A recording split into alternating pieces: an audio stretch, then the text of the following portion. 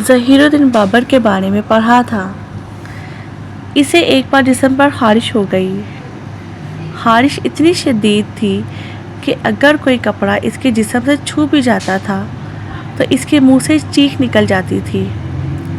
इसके मुखालिफ शेबानी खान को पता चला तो वो अयादत के बहाने इसकी तकलीफ़ इंजॉय करने के लिए आ गया। बाबर को इत्तला हुई तो इसने सर से लेकर पाँव तक शाही लिबास पहना, सर पर ताज रखा और दरबार में आकर इसके सामने बैठ गया। शेबानी खान सारा दिन इसके साथ बैठा रहा। इसने खाना भी इसके साथ खाया, लेकिन बाबर ने अपनी तकलीफ़ अपने चेहरे और आवाज़ तक नहीं आने दी। यहाँ तक कि आखिर में शेबानी खान मायूस होकर चला गया।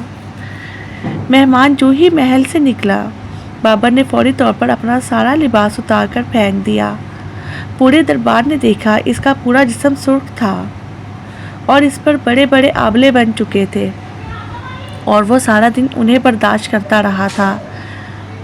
मेरी ज़िंदगी का निचोड़ है, दुनिया को हमारे दुखों और तकलीफ़ों से कोई फ़र्क नहीं पड़ता, लिहाजा हमें चाहिए हम अगर बीमार हैं तो अपनी बीमारी को गर्दन से नीचे छुपा लें, इसे चेहरे पर ना आने दें।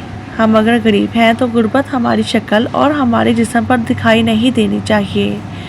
हम अगर नाकाम हैं तो नाकामी हमारे हुलिये हमारी सूरत पर नहीं आनी चाहिए। हम अगर खौफज़दा हैं तो खौफ हमारी आवाज़, हमारी आंखों और हमारी शक्ल पर नज़र नहीं आना चाहिए। और हम अगर जाहिल हैं तो भी हमारी जहालत हमारी सूरत और हमारी गुफ्तगू तक नहीं पहुंचनी चाहिए। यकीन करें, ज़िंदगी अच्छी गुज़रती है, वरना लोगों को जीते जी दफन करके चले जाते हैं। वीडियो अच्छी लगी हो तो आगे शेयर कर दीजिएगा, लाइक कर दीजिएगा और चैनल को सब्सक्राइब कर दीजिएगा। अल्लाह हाफिज़।